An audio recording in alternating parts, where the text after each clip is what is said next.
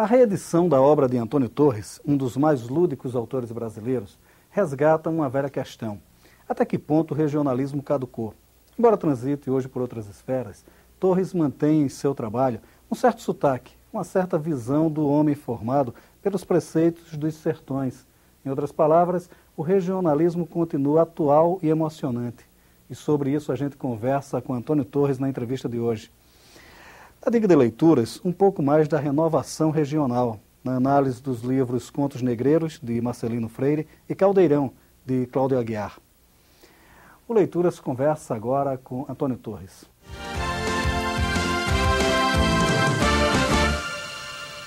Antônio, a reedição dos seus livros, né, que há uma coisa interessante nessas reedições, quer dizer, a gente quando lê-las agora, lê com novos olhos, né, com nova visão, né, e se surpreende por um fator muito interessante, que é a atualidade dele, né, e uma retomada que a literatura está fazendo hoje, que é uma certa sensibilidade maior, ou uma narrativa mais sensível às questões sociais.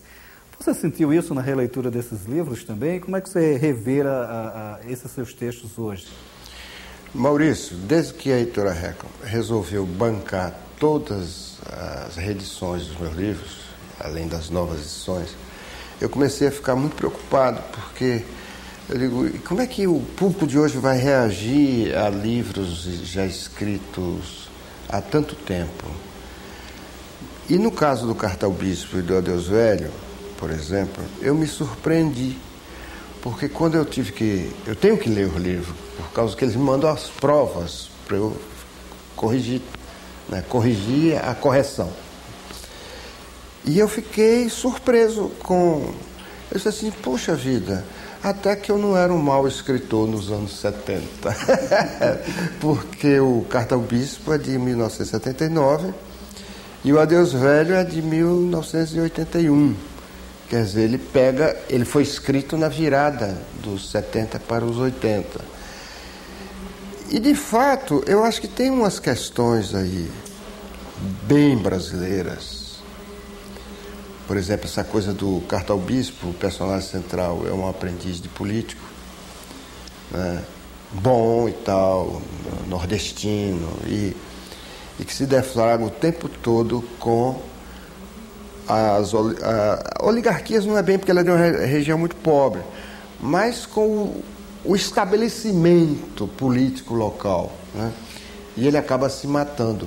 Então, eu acho que a política, ela muda para cá, mas vai e vem, ela está inserida nesse tema, nessas lutas e contralutas do político bem intencionado contra forças que ele não consegue dominar.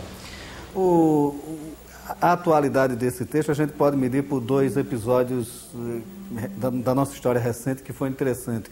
O Darcy Ribeiro sempre dizia que era um luxo o Brasil ter um presidente do nível do Fernando Henrique Cardoso, exatamente pela consciência que ele tinha sobre o país. E mais recentemente ainda, Lula fez uma declaração interessante dizendo que não basta ter vontade política. E o livro já mais ou menos denuncia isso, né? Quer dizer, ele já diz... É um livro sobre as impossibilidades também. Tanto que o homem acaba se matando. Quer dizer, a própria vida dele se torna uma impossibilidade, né? E aí vem o Adeus Velho. O Adeus Velho já é uma outra questão, que é a questão do êxodo rural. E aqui já não mais para o Sul Maravilha, da Bahia para a Bahia, quer dizer, é a própria Bahia tentando segurar os migrantes quando se criam os polos petroquímicos, a industrialização de Salvador, e o interior começa a descer para a capital, em vez de pegar a Rio Bahia. E aí você chega em Salvador hoje e vê aquele formigueiro humano em que a cidade se transformou, e diz aí, o Adeus Velho já estava prevendo isso, onde é que ia dar, né? O Adeus Velho também, ele me remete a uma coisa interessante, né, que é a do Frei Gandavo, Pero Gandavo, né? Gandavo. quando ele disse que essa mania de se arranhar o litoral, né?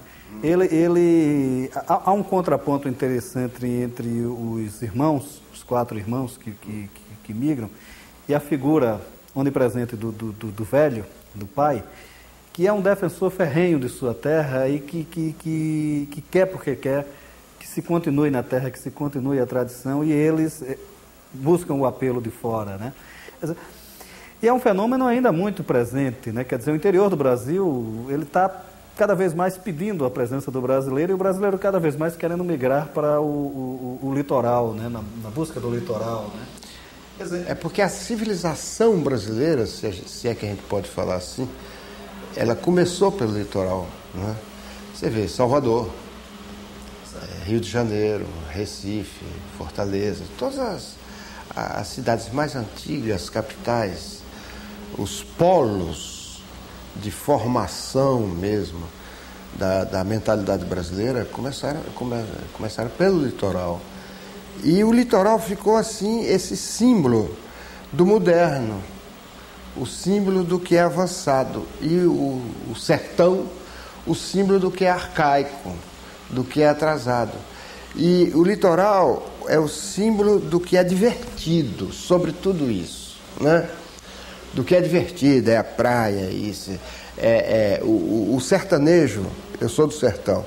O sertanejo, quando via um camarada chegando da capital, dizia: lá vem um capitalista, né? Quer dizer, o que nasceu na capital era o capitalista.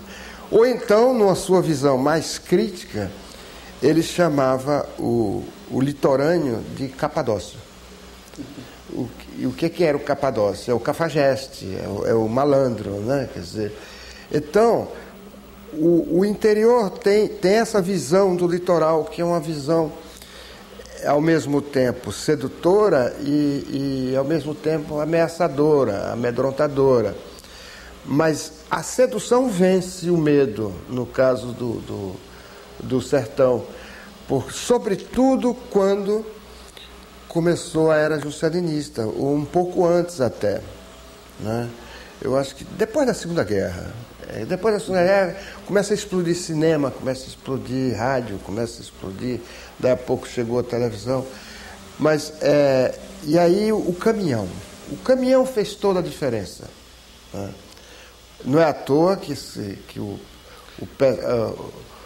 que está em o conflito básico aqui é provocado por um caminhoneiro que chega àquele lugar e que a menina enlouquece pelo caminhoneiro, e o caminhoneiro, ela quer ir embora, quer dizer, ela quer ir para a cidade, para as luzes. O que é isso? A capital, né? É o litoral. Você tem toda a razão. O litoral exerce uma atração enorme até hoje sobre o interior. E isso é uma coisa muito marcante na sua obra. Por exemplo, esse menino, né, ele remete já a esse problema, né? Ele já é um livro que também já remete, já pensa sobre essa condição da migração, quer dizer, e já com uma postura crítica muito forte, né? Que é a postura da crítica, quer dizer, vale a pena migrar? Né? Quer dizer, você ainda continua, de certa forma, refletindo sobre essa problemática da quase inutilidade, não digo da inutilidade, mas da própria, da pouca consistência da migração. Se você for ver bem, Maurício, a Carta ao Bispo Adeus Velho fazem parte de um ciclo que começa com essa terra, né? Que essa terra é esse a que você se refere, que é o ir e vir, Nordeste São Paulo, e com um final trágico, com uma volta trágica.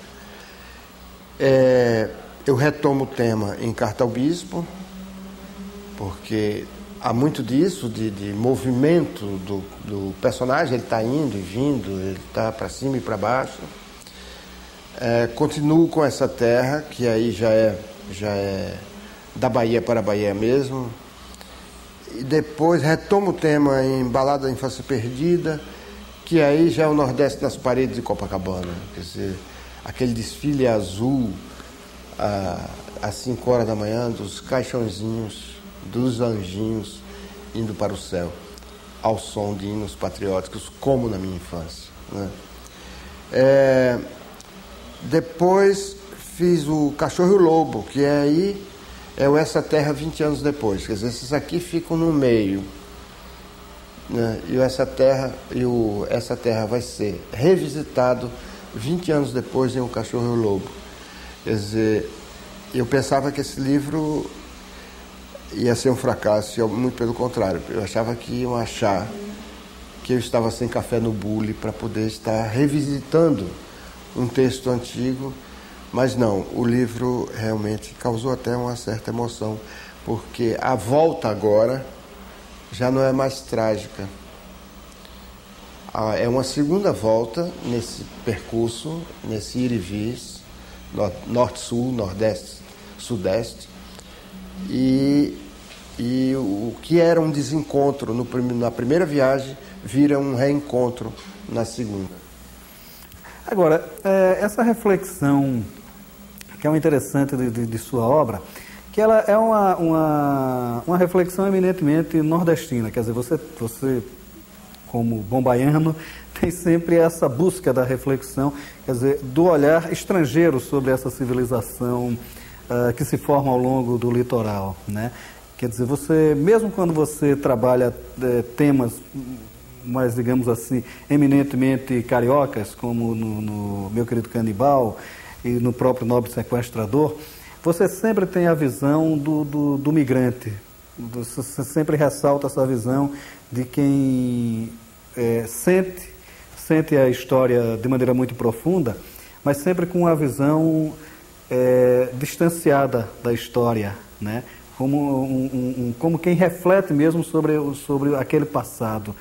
Você sente um pouco disso na sua obra? Há uma intencionalidade disso? Isso é voluntário? Você ter essa visão meio não distanciada, mas meio de fora Eu acho que eu sinto isso em mim mesmo. Eu saí da Bahia com 20 anos, fui para São Paulo. De São Paulo eu fui para Portugal, queria correr a Europa e tal, ler mais, descobri meu texto. Depois voltei para São Paulo e fiquei vindo para o Rio, São Paulo, muito tempo, até em 74, quando me fixei no Rio. Bom, o que eu sinto é o seguinte: por mais que eu tenha me ambientado, digamos assim, me aculturado nesse eixo Rio-São Paulo, eu sinto que ele está constantemente a me piscar o olho para me dizer que eu não sou daqui. Tem uma coisa qualquer, é muito sutil. Essa coisa não é aberta. Às vezes eu penso, ora, para quem veio do mundo que eu vim, das carências, das dificuldades, conseguir um espaço nesse país e até fora dele é impressionante. Para as minhas condições, né? Tinha padrinho nenhum, não casei com mulher rica, nunca fui rico, nunca tive cobertura política, nem econômica, nem nada. Quer dizer, sou eu e minhas mãos. Só. E consegui isso, uma editora Record pega, te banca tudo e me faz sentir como se estivesse saindo da clínica do Dr. Ivo Pitangui. Novíssimo, em folha, aqui, com essas capas, essas edições maravilhosas. Né? Aqui no Rio de Janeiro, um café de uma livraria no Leblon, com meu nome, em minha homenagem. Aqui no Rio de Janeiro, ganhei o prêmio Machado de Assis, ganhei o prêmio do PEN Clube, ganhei o prêmio da União Brasileira de Escritores, não sei o quê. Mas mesmo assim, eu sei que eu não sou carioca. Né? E essa condição do estrangeiro, esse estrangeiro que há em mim, ele está nos personagens. E eu sei que é assim com o migrante. Eu os acompanhei muito em São Paulo. E eu via que eles se sentiam estrangeiros. Por mais que imitasse o sotaque do paulista, eles tinham que fazer aquela imitação para poder serem aceitos. Né? Serem socialmente mais aceitos. E ficava aquela coisa de rascunho, né? Quer dizer, um rascunho de um sotaque. Né? Mas essa é uma coisa vivida muito por dentro. Não é uma questão de teoria. É uma questão de uma percepção de quem anda nesse eixo Rio-São Paulo e, inclusive, misturado com esse outro migrante que é mais real do que eu como migrante. E é esse outro que eu trago para os meus livros, mas também tento me plasmar nele. Quer dizer, o meu sentimento é que faz com que eu perceba o sentimento deles.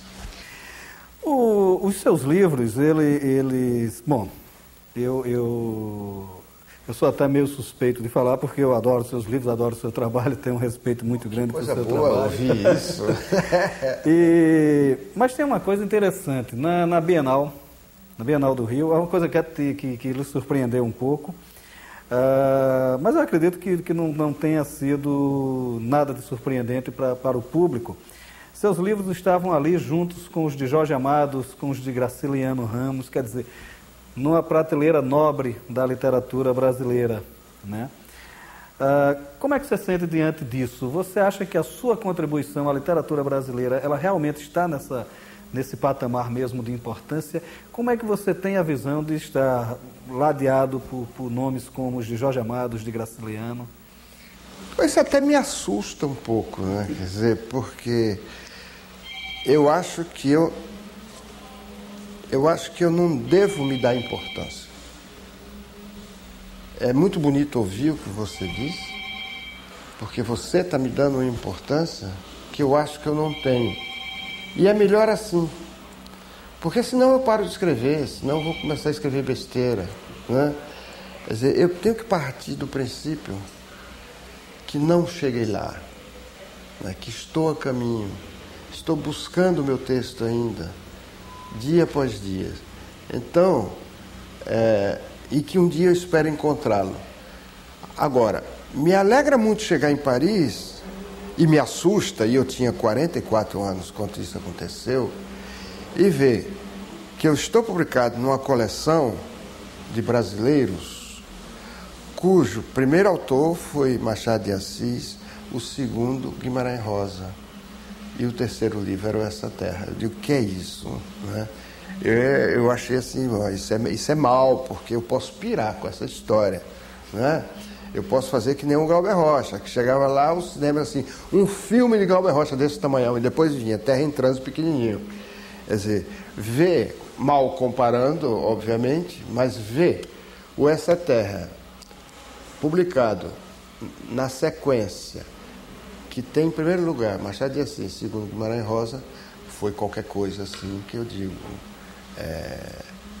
era inesperado, era algo inesperado. E eu tenho vivido essas surpresas. O que é bom isso? O lado bom disso é que é estimulante para continuar a escrever. É como se alguém estivesse dizendo, continua, escreva, né? Vá em frente, né? E esse apelo agora você está transformando de uma maneira interessante, né? O desafio de uma crônica quase que diária no Jornal do Brasil, né? E é uma experiência nova para você, né? E como é que está sendo isso? Como é o desafio de escrever diariamente? Só estão me dando descanso às segundas-feiras. Foi assim, o Ziraldo encontra comigo e diz assim, olha, me chamaram para assumir o caderno B, dar uma renovada, levar nomes e tal. Topa, você vai escrever uma coluna diária do tamanho do Coni, né? Que o Coni faz na Folha. Topa! Eu me benzi de novo. Nas Adeus da Virgem Maria, amém. Topo. Né? Topo. Aí depois eu disse, ai meu Deus, para que eu fiz essa besteira? E o negócio rolou, fui para a França e tal, e em março fiquei um mês lá, falando em várias cidades, rodando. Quando eu estou numa cidade qualquer, chego em Paris, depois tem um e-mail na casa de um amigo meu lá, onde eu estava hospedado, da Sônia, dizendo, o Ziraldo está pedindo os teus dados para o contrato, CPF, não sei o que. Eu disse, mas passou tanto tempo, eu achava que nem ia sair mais. Aí quando eu volto, eu ligo para ele e disse, meu filho, pode ir preparando a primeira, porque está tudo certo. E vamos começar dia 25 de abril. Quando foi depois, não, vamos adiar para maio para poder preparar. Aí fizeram reunião lá. Eu começo com a crônica para começar. E eu pego como esse para começar, como modelo, uma crônica do Fernando Sabino, que é admirável essa crônica, chama A Última Crônica. Então, a minha primeira era em cima da última do Fernando Sabino, ou pelo menos aquela que tinha o título de A Última Crônica. E faço essa, no fundo é uma homenagem, não só a ele, como toda a geração dos grandes cronistas. E mando para lá. Aí o Ziraldo me telefona. Meu filho, não quero amenidades. Eu disse, pô, Ziraldo, não é para começar? Para começar, eu digo, é uma estratégia, cara. Ah, é uma estratégia. Tem que começar leve e tal. Depois, eles, diatribes, quero diatribes. Eu digo, calma, rapaz, calma. Aí, ele disse, não, tá simpático e tal, mas a gente não combinou que era um negócio mais... Eu disse, calma, terei muitos dias pela frente. Aí ele quebrou a cara, porque houve uma festa logo assim. O caderno foi relançado, digamos, nós fomos lançados no domingo. Comprei até o jornal em Brasília, porque eu vinha da Bienal de Goiânia. E aí fizeram uma festa na terça-feira. E quando eu chego lá, aquele povo todo só falava dessa crônica do Fernando Sabino, na frente do Ziraldo. Né? Aí eu quase que digo, tá vendo? Toda vez que você não gostar, eu vou achar que vai ser um sucesso. Né? Mas aí ele virou para mim e disse assim, você vai ter muito trabalho, mas também vai ter muitas alegrias. Claro, eu já estava tendo ali muitas alegrias. Né? Chega o Roberto Dávila para mim, me manda, por favor, a crônica do Fernando Sabino. Já mandei, né? Mas tem sido uma alegria, então, um desafio alegre. Mas tem sido preocupante, porque eu não consigo fazer mais nada. Eu não sei se é porque eu estou muito no começo ainda. Eu demoro muito com cada vez. Que eu fico preocupado, assim, em oferecer um texto para o leitor, como se fosse o meu texto do romance. O texto aquilo que eu emprego aqui, que levo dias e dias por um parágrafo, eu estou com essa luta, com essa atividade de colunista. Então, eu acho que daqui a pouco a mão vai deslizar mais rápido, ou eu vou ficar menos autoexigente, não sei. Eu tenho que encontrar uma equação aí em que o meu tempo não seja totalmente empregado só em fazer uma crônica por dia. E tomara, porque a gente espera outros textos seus também para ler livros. Antônio, foi um prazer conversar com você aqui no Leitura, como sempre. E obrigado por estar aqui com a gente. Poxa, obrigado eu de estar de volta à TV Senado. Né?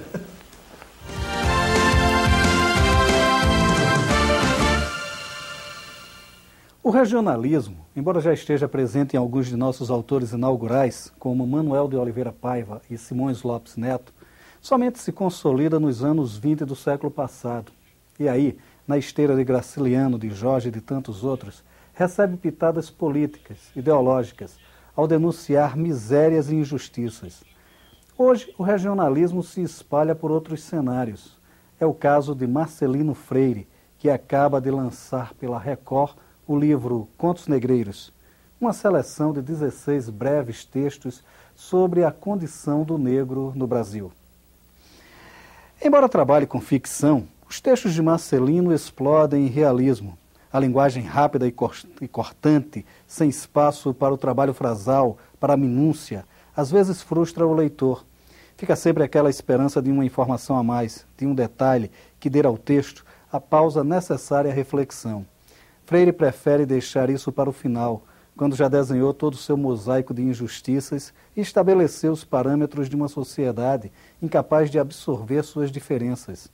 O realismo do autor é um soco no estômago daqueles que pensam a literatura como um instrumento apenas do enleio. Freire faz da sua prosa um grito em favor da vida. Menos cruel, mas não menos realista, tem sido a obra de Cláudio Aguiar, um escritor que se divide entre produzir e refletir literatura. Embora um pouco esquecido pela mídia, seu trabalho tem força e originalidade. A quarta edição de seu romance Caldeirão, lançada pela editora Caliban, prova bem esta certeza.